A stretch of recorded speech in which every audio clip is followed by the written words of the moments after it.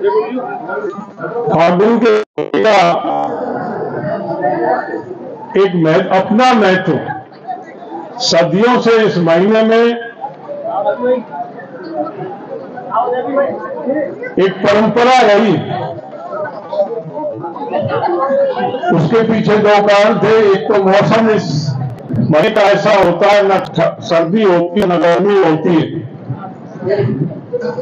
और किसान को अपने खेतों से कुछ फुर्सत होती। तो बड़ी मस्ती का ये महीना हमारे यहाँ रहा, परंपरा रही है।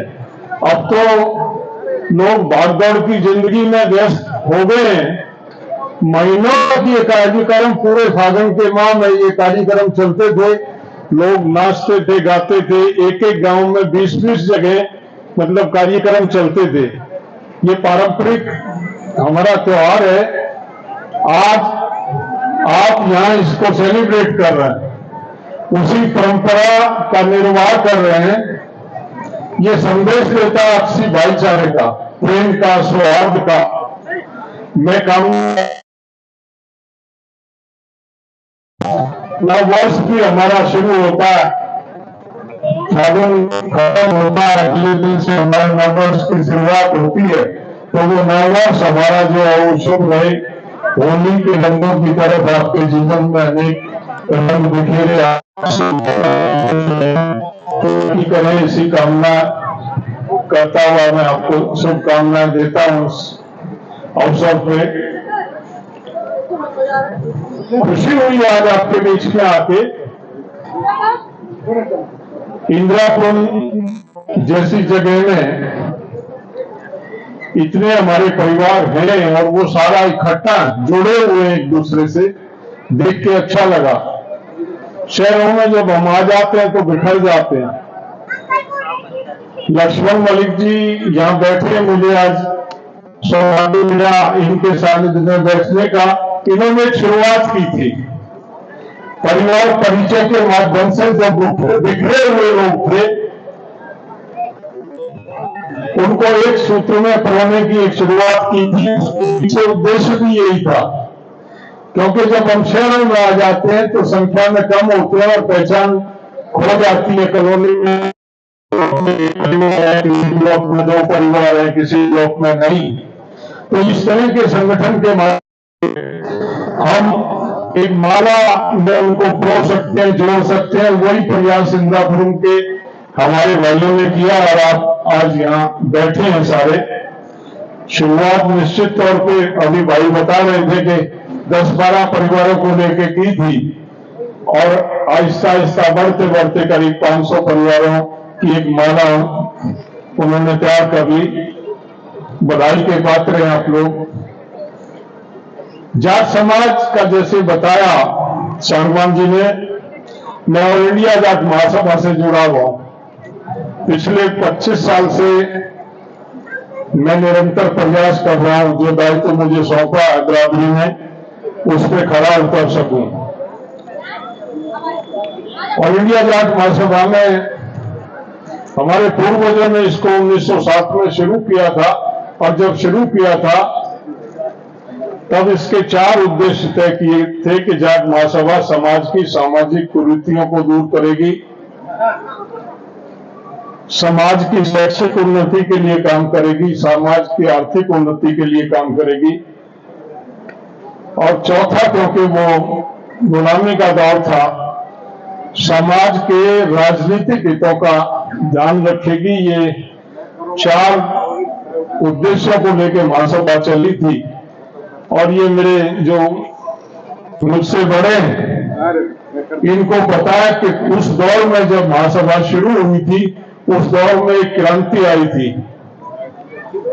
अलग अलग क्षेत्रों में सामाजिक सतह पर भी अनेक रिफॉर्म हुए थे। किस तरह से सामाजिक कुरीतियों को दूर किया जाए, शादियों के दिखावे के खिलाफ, नशे के खिलाफ, शिक्षा के क्षेत्र में एक उन्नति आई थी। और मेरा यह मानना है कि यहाँ जो बहुत परिवार उस टाइम निकले वो उस क्रांति की देन। जो जाट स्कूल और जाट कॉलेजों की जो चेन बनी थी उस कड़ी में, चाहे वो बड़ौत में हो, मुजफ्फरनगर में हो, लखनऊ में हो, आगरे में हो, हरियाणा के करीब करीब हर डिस्ट्रिक्ट में और राजस्थान में उस टाइम बहुत जाट स्कूल और जाट कॉलेज बने थे। और उसका नतीजा ये निकला था कि जो बिरादरी केवल खेती पे आश्रित थी उसके बच्चे स्कूलों के माध्यम से पढ़े। और एक जमाना आजादी के बाद तो मलिक साहब ऐसा था, उत्तर भारत के जिस भी प्रदेश में जाओ एग्रीकल्चर डिपार्टमेंट में बीएससी एजी बड़ौत के निकले हुए बच्चे कहीं ना कहीं मिल जाते थे। Highly paid scientific production. तो मतलब ये था कि वो महासभा का उस टाइम का जो प्रयास था जिसको नई पीढ़ी तो जानती नहीं, वो अपने सतर का प्रयास था। 1911 में सुसानी में पंचायत हुई थी जिसमें कुछ प्रतिबंध समाज पे लगाए गए थे कुरीतियों के खिलाफ, और बहुत साल तक वो रिलीवेंट रहे, उन पे अमल किया सरकार समाज ने।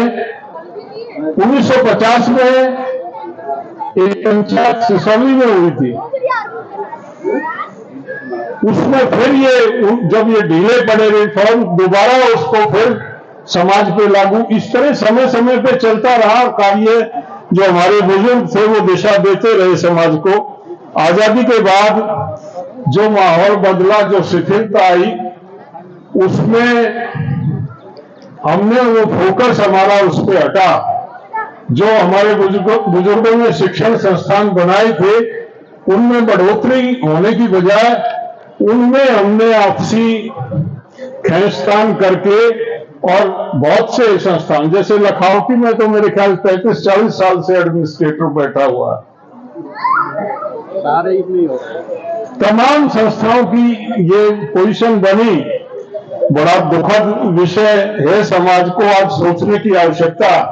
जब आज से 117 साल पहले हमारे बुजुर्ग दिशा दे सकते हैं, तो आज तो हम आर्थिक तौर पे भी ज्यादा संपन्न हैं, शिक्षित भी हैं।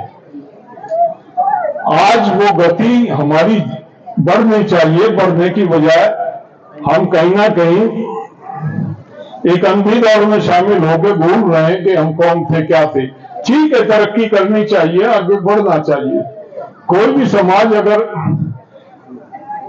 आगे बढ़ने के लिए नहीं सोचेगा तो वो मिट जाएगा, कहीं उसकी जगह नहीं रहेगी।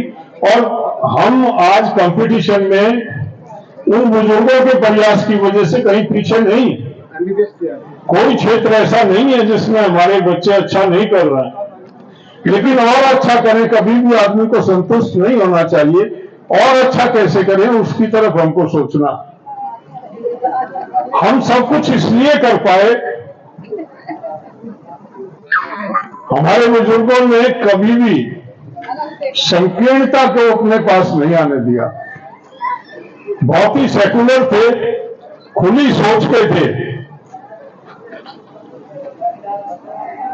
और वही उनका बहुत बड़ा कारण था कि वो प्रोग्रेसिव रहे।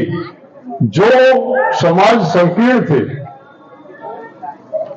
जिन समाजों में पोप और पाखंड का बोलबाला था, वो पहले भी पिछड़े हुए थे और आज भी पिछड़े हुए हैं। वो कहीं पहुंच जाए लेकिन मानसिक तौर पे पिछड़े लोग हैं। वो जाट समाज हमेशा रिफॉर्म में विश्वास करता। जब भी समाज में रिफॉर्म हुए, कोई अच्छाई समाज में किसी ने बताने का प्रयास किया, जाट समाज ने अपने आप को तुरंत उसमें डाल लिया। जाट समाज 2500 साल पहले मेजॉरिटी में जाट करीब करीब 100% जाट समाज ने बौद्ध धर्म को अपना लिया था, क्योंकि बौद्ध ने जो रास्ता बताया था उसमें पोप और पाखंड की गुंजाइश नहीं थी। बौद्ध धर्म को अपनाने के बाद करीब 1400 साल पहले फिर एक कॉन्स्पिरेसी हुई माउंट आबू पे, और उस कॉन्स्पिरेसी की वजह से बहुत सारे लोगों को कष्ट सहने पड़े। करीब 2.5 लाख लोगों का कत्ल हुआ उस टाइम हमारे समाज के। दोबारा एक रिफॉर्म आया 1400 साल पहले, तो जो हमारे मिडिल ईस्ट के जो हमारे भाई थे, ये अफगानिस्तान नहीं था जो आज, ये जाटों का अफगानिस्तान था। इस पाकिस्तान में आज भी वर्चस्व जो है वो जाटों का ही है, चाहे वो प्रशासन में हो चाहे आर्मी में हो। पाकिस्तान में अगर जाटों को निकाल दे तो पाकिस्तान में कुछ नहीं है। लेकिन इस संकीर्णता की वजह से वो जो रिफॉर्म आया इस्लाम का, उसमें चले गए वो लोग। बाद में गुरु नानक आए तो लोगों ने गुरु नानक को फॉलो किया, क्योंकि एक ओमकार देके गुरु नानक आए। और हमारा समाज जो बचा हुआ पंजाब का हिस्सा था, पाकिस्तान में जो हमारी पॉपुलेशन थी जाटों की या पंजाब की पॉपुलेशन थी, वो सिक्खी की तरफ चली गई। और जो बच्चा कुचा जाट था वो स्वामी दयानंद के आने के बाद उसने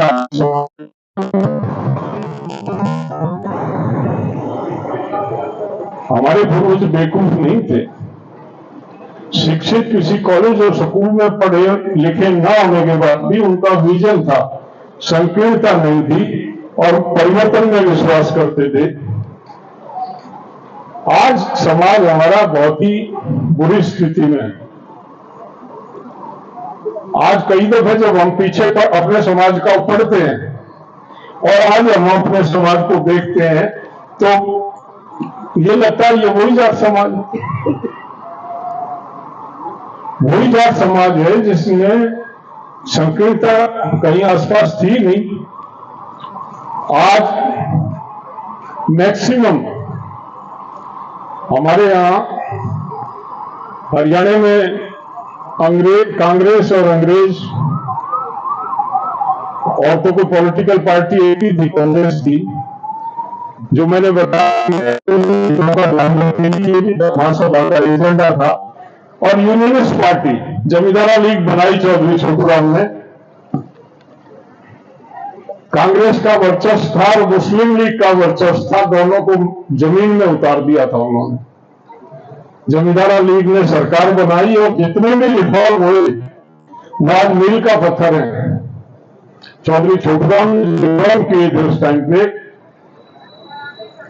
आपने बहुतों ने पढ़ा होगा चौधरी छोटूराम को। इस तरह के आदमी कर दिए थे जिनके बारे में कोई सोच नहीं सकता।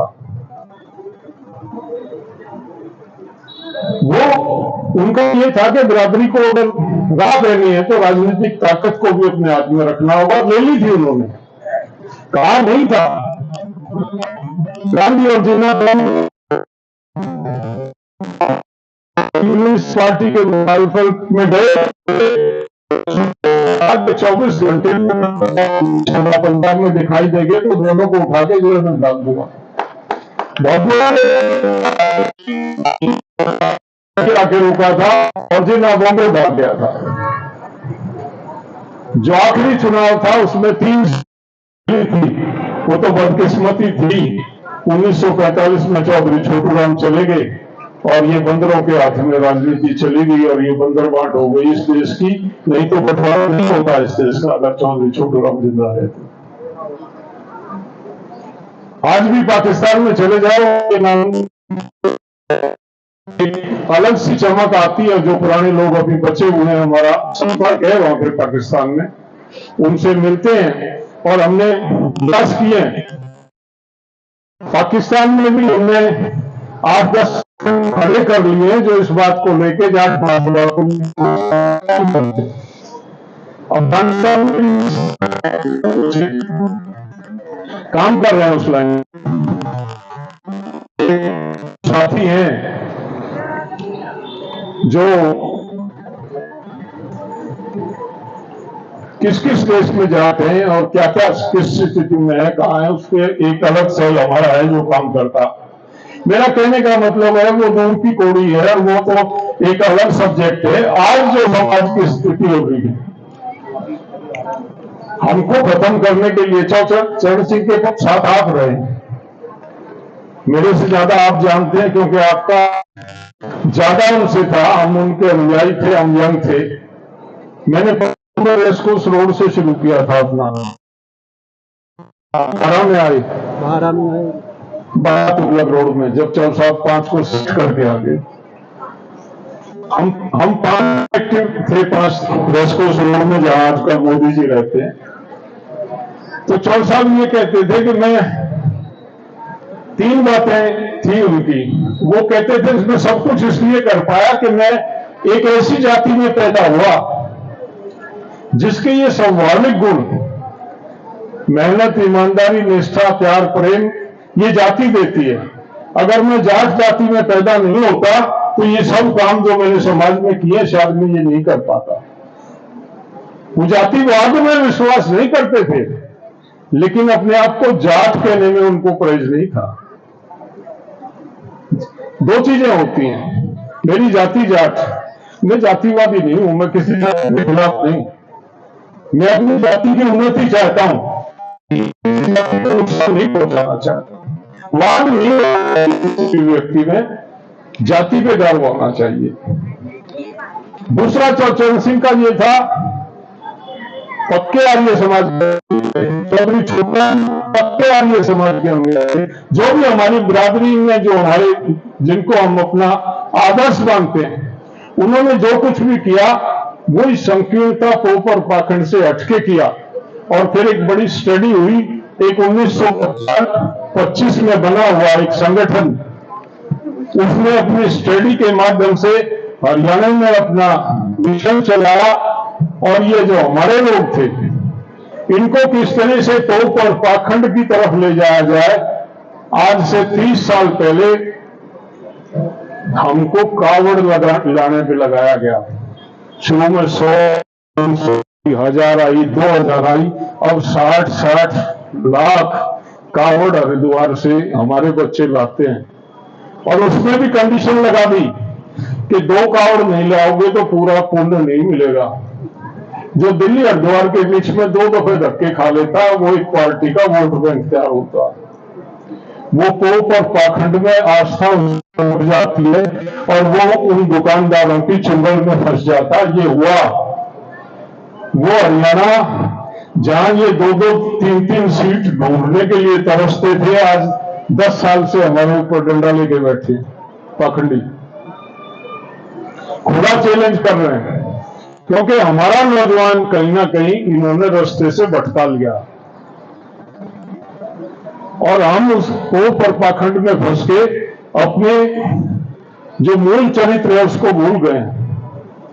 मैं मेरठ की एक प्रेस कॉन्फ्रेंस में था।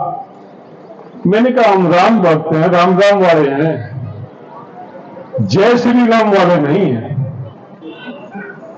तो वो कहने लगे राम वाले हैं, जय श्री राम वाले नहीं है, अंतर क्या? मैंने कहा राम को शब्द जब हम बोलते हैं तो एक समरसता आती है, राम राम भाई, दादा राम राम, ताऊ राम राम, एक प्यार, प्रेम, अपनापन रहता। और जब ये जय श्री राम बोलते हैं तो उसमें एग्रेसिवनेस, सौहार्द नहीं है, उसके उच्चारण में, शब्द के उच्चारण में शक्ति होती है। वो थोड़े से आगे पीछे हलंत लगाने से भी बदल जाता। ये जय श्री राम, हमारे समाज के 70% लोग नाम राम से शुरू होते हैं, या तो पहले राम होगा या पीछे राम होगा। देख लेना, अपने गांव में सर्वे कर लेना। हम सुबह उठते हैं राम राम भाई, जो मिला राम राम भाई, गांव में गली से निकल के राम राम करते निकल जाते हैं। हम बैल खोलते हैं, राम का नाम लेते हैं। हम बारिश होता है तो कहते हैं राम बरस गया। हम होड़ा पड़ते हैं, राम ने सत्यानाश कर दिया। मतलब हमसे ज्यादा हम हर काम को राम पे छोड़ते हैं।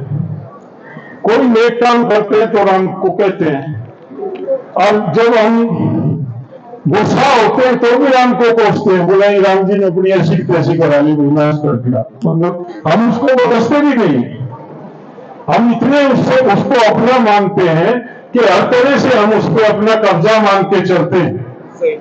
लेकिन मैंने नहीं देखा, आज की पीढ़ी की मैं बात नहीं कर रहा, मैंने अपने से बड़े किसी बुजुर्ग को किसी मंदिर में जल चढ़ाने जाते नहीं देखा। आपने देखा हो तो बता दो। किसी का मंदिर है आपको बता दो, उनका क्या बिगड़ गया? क्योंकि वो किसी का बुरा नहीं करते थे, काइंड हार्टेड थे। पड़ोसी तकलीफ में आए तो वो सोते नहीं थे जब तक उसकी तकलीफ का हल ना निकालते। कोई गांव में कोई मुसीबत में है तो गांव इकट्ठा करके ही कहता था भाई उसकी मदद करो। हम तो कॉमरेड हैं, हमारा एक अलग ही है। ये कोई हमको कोई जाट अपने आप में संपूर्ण, जाट का अपना एक कल्चर। बीच में तो एक ऐसा दौर आया था कि लोग अपने आप को जाट बताने में संकोच महसूस करने लगे थे। आजादी के बाद ऐसा भी दौर देखा हमने। खासतौर पर जो अधिकारी नौकरी करते थे वो छुपाते थे बिरादरी से। हमने एक कैंपेन जैसा मलिक साहब ने शुरू किया, परिवार परिचय, तो उससे खोले और कॉन्फिडेंस आया। हमने एक ग्रुप में उनको कहा भाई क्या करोगे आप किसी का नुकसान मत करो, लेकिन अपने का सहयोग तो करो यार, उसको मदद तो करो, उसको जोड़ो तो सही। अपने बच्चों को ये तो बताओ कि हम उस जाति से संबंध रखते हैं जो श्रेष्ठ है, जो देखने में सुंदर है, जिसको उसके फिजिक से देख के पहचाना जाता। कहीं चुप रह जाए तो वो जुबान खोलता है तब पहचाना जाता, क्योंकि बोलने में हम लठ मारते हैं। एक ही माइनस पॉइंट है हमारा, बोली हमारी थोड़ी ऐसी है, वो लाभकारी भी है नुकसानदायक भी है। बाकी हम काइंड हार्टेड हैं, हम दूसरे की मदद करते हैं, हम जाति पाति में विश्वास नहीं करते। हमको गर्व होना चाहिए, हम जाते हैं। अपने बच्चों को कहें ना तो भाषा को छोड़ने की। पंजाबी बोलता, मद्रासी 100 साल से दिल्ली में रह रहा, उसको बोलते करते हैं। बिहार वाले अपने बिहारी बोलते हैं। हम अपने बच्चों को एक आध शब्द अपना बोलते तो उसको डांटते हैं कि इतने नहीं स्कूल में पढ़ा रहे फिर भी तू वो गाँव नहीं बोल रहा। मतलब भाषा छुड़वा रहे। चलो आपको भाषा से कुछ एलर्जी है, लेकिन मैं ये बता दूं इस दिल्ली जैसे शहर में भाषा की वजह से ही रह रहे हैं।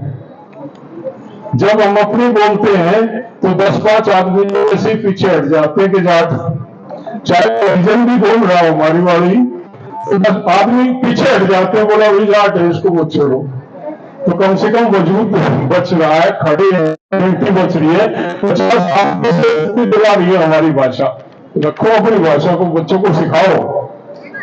एक बच्चा 4 भाषा आसानी से सीख सकता है मिनिमम। तो आप अंग्रेजी पढ़ाओ, हिंदी पढ़ाओ और कोई लैंग्वेज भी पढ़ा लो, उसके साथ अपनी वाली भी पढ़ाओ। उसे पता होना भाषा हमारी क्या, उसको बोलचाल में सिखाओ। ना तो आगे जाके आइडेंटिटी खो जाओगे तो पता ना कौन पकड़ के पीटेगा सड़क पे। भाषा ही बचा रही है अभी दिल्ली। संख्या ज्यादा नहीं रही हमारी, दिल्ली हमारी नहीं, ये नेशनल कैपिटल होगी और हम माइनॉरिटी में यहाँ भाषा से बचे हुए हैं। भाषा से ही अपना हिसाब पैसा ले लेते हैं, किसी तरह झपट लेते हैं। भाषा चली गई तो कुछ नहीं मिलेगा। हमको बढ़ना है, आगे तरक्की करनी है, तो आपस में ये कोऑर्डिनेशन जो आपने बनाया ये बना रहना चाहिए। और ये कोऑर्डिनेशन यहां तक ना रहे। आप इंदिरापुरम में इसलिए आए कि आपके परिवार का योगदान, जिसने गांव छोड़ा है, गांव में उसके माता ने, पिता ने और उसके भाइयों का भी सहयोग रहा है। क्योंकि सारे तो ऐसे नहीं है जो पढ़ते हैं, एक आध पढ़ाई में ठीक होता है तो परिवार लग जाता है, वो लड़का ठीक है पढ़ने में। इसको ज्यादा काम कुम में ना डालो, उसकी फीस का, उसकी पढ़ाई का प्रबंध करके इस काबिल बनाया कि वो दिल्ली की तरफ उसके कदम बढ़े और दिल्ली में आके सेट हुआ।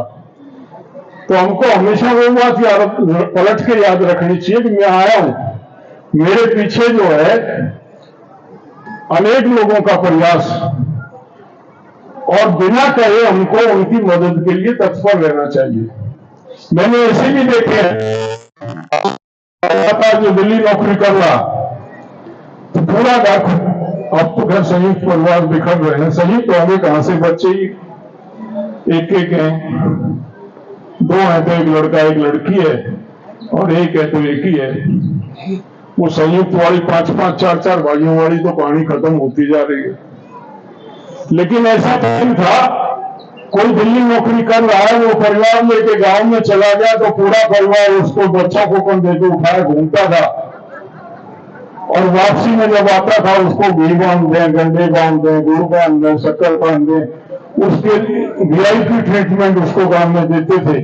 और वो भी हमने देखा कि गांव से कोई आ गया 4 दिन के लिए तो बोला कब जा रहा है, और एक कमरा है, खाट गालन की जगह नहीं, इसने क्या कुछ, इसने क्या दिन टिकेगा।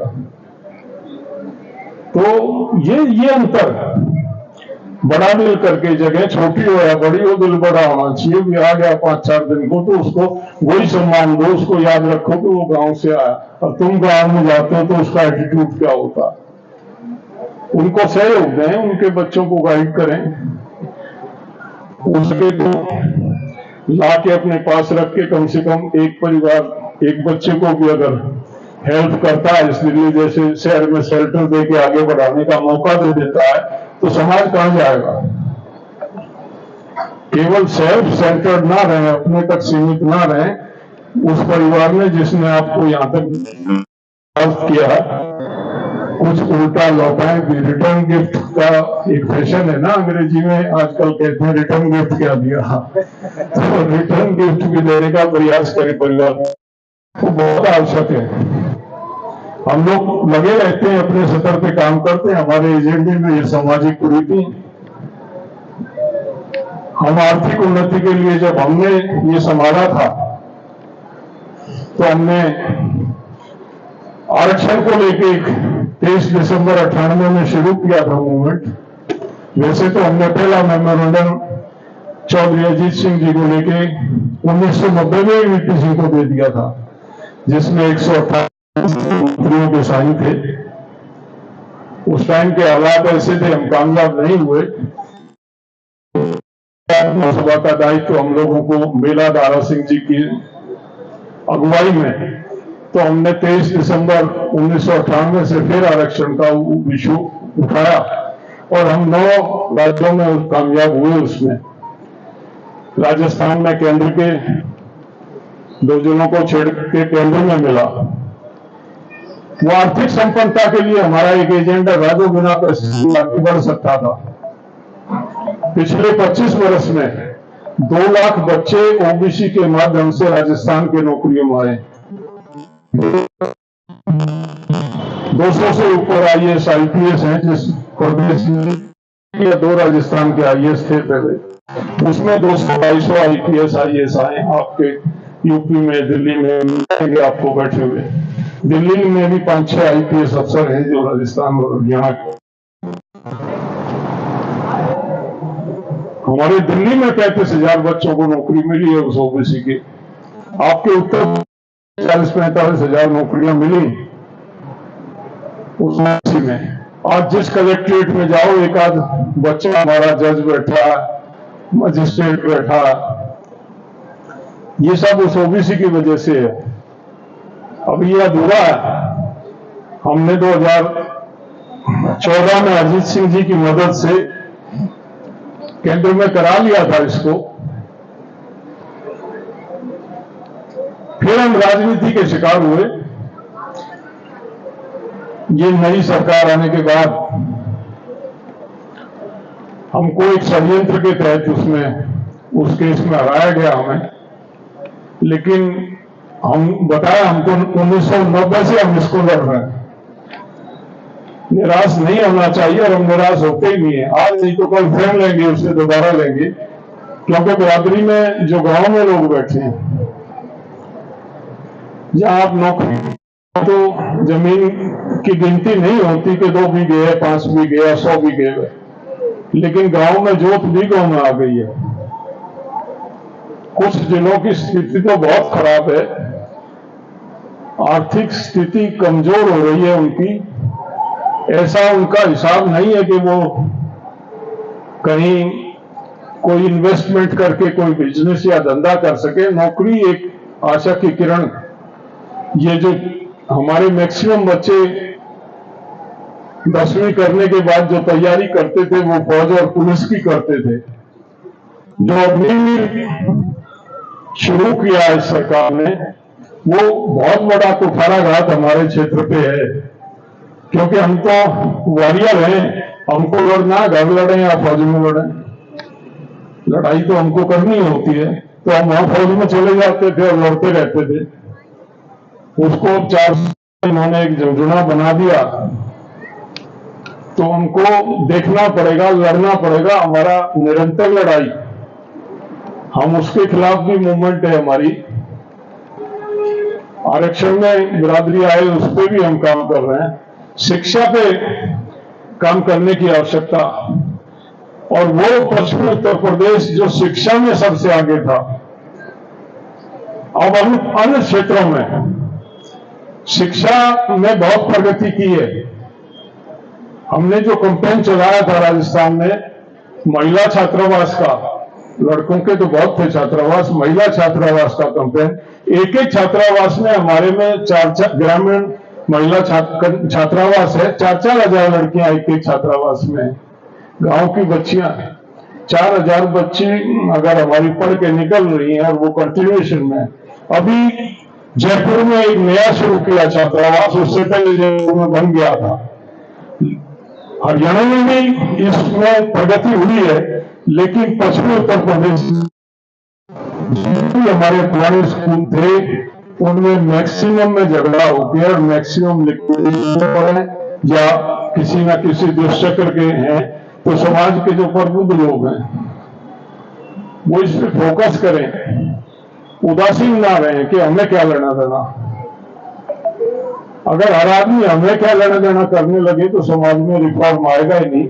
हमको ही लेना देना है, वो हमारा समाज है, उस समाज की वजह से हमारा वजूद है, और हम इंटरवीन करें वहां जाके, उसमें अपने सार्थक प्रयास दें ताकि वो संस्था अच्छे से आगे बढ़ सके। तो मेरा कहना है, मैं वैसे तो बहुत लंबे समय से बोलने की वजह से ज्यादा बोलने की आदत पड़ गई है। कई बातें तो मुझे लगता है कि भाई जरूरत से ज्यादा यदि लोग लंबे समय से पहले ही मैं लेट आया, उस समय से नहीं आया, मुझे नहीं पता था कि भाई डिसिप्लिन लोगों की है, हम सब नहीं है, और समय से शुरू हो गई और वो चूक हुई मुझसे पहले जब है। दूसरा, टाइम भी ज्यादा हो गया, आपने मुझे सुना और सम्मान दिया, मैं आपका आभारी हूँ।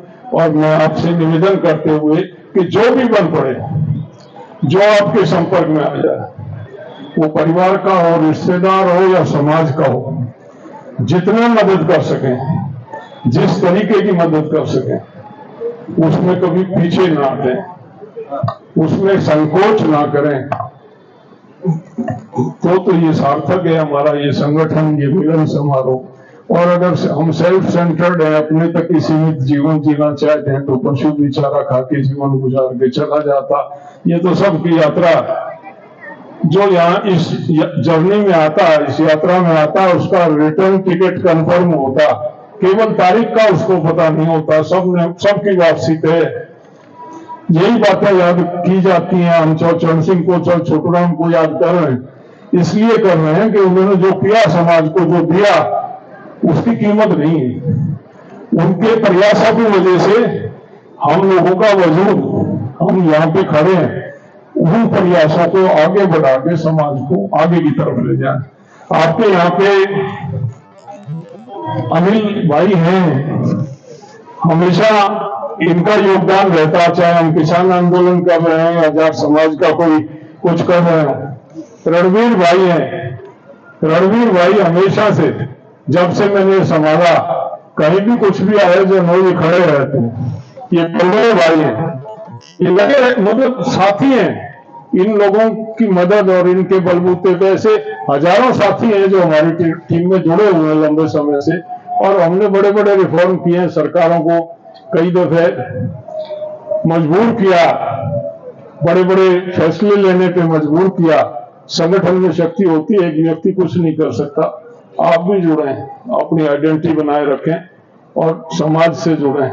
और अंत में मैं पुनः लक्ष्मण मलिक जी का आभार व्यक्त करता हूं। आपने समाज को दिया, जिस तरह से आपने दिया इस तरह से आगे भी आप देते रहेंगे, ऐसी मैं अपेक्षा करता हूं। आपका सभी का धन्यवाद। जय जाट।